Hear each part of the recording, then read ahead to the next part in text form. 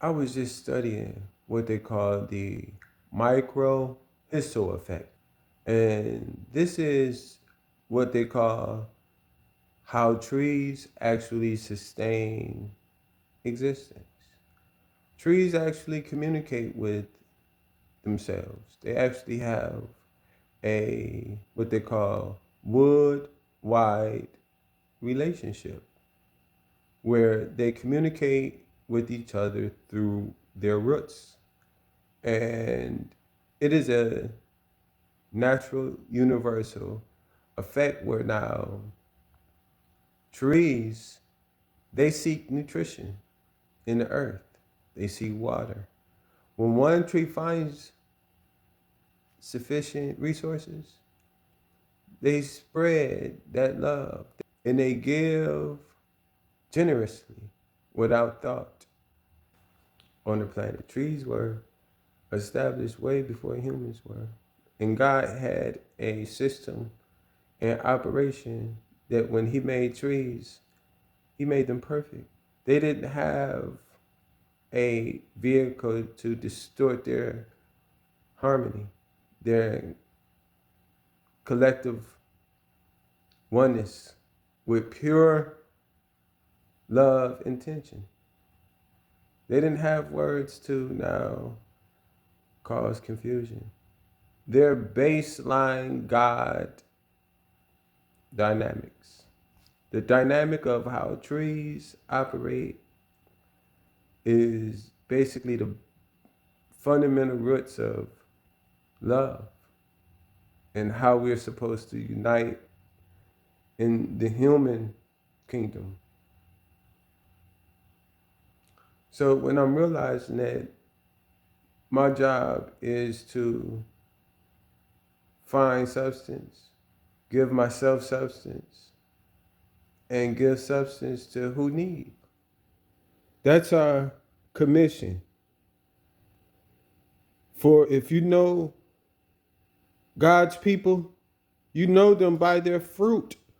It is in their deeds of actually partaking and receiving love from God and then distributing that love where it is needed.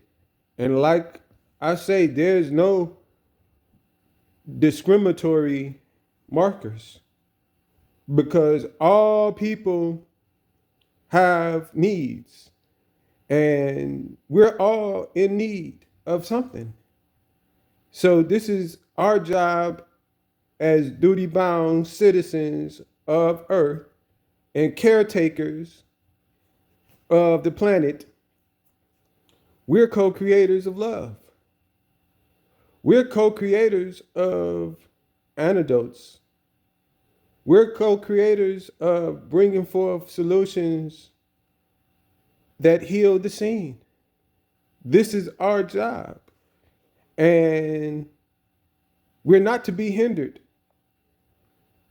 Nothing is to stop us from operating in our fullest capacity. Love is the fullest capacity that exists. And when we don't reach that level of operation, then we're not living in full capacity.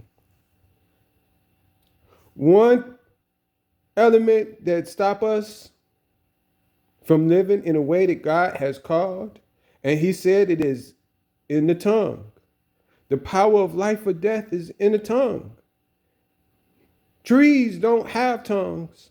Therefore, they skip that process and go straight to default of love, kindness, generosity.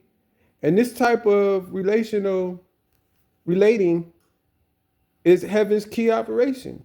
In humans, we're called to be in that type of operation. But this is why God say you have to guard your tongue, bridle it to the fullest of your ability, because what comes out it, like Jesus said, it's not what goes in, it's what comes out of your mouth, off your tongues.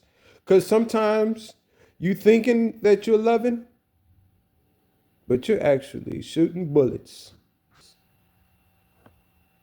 That's a tremendous amount of power and authority.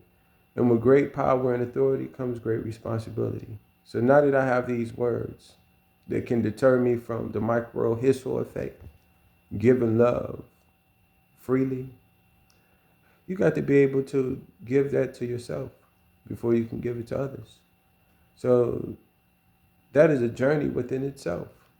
How do you love self? How do you now spread that love to others?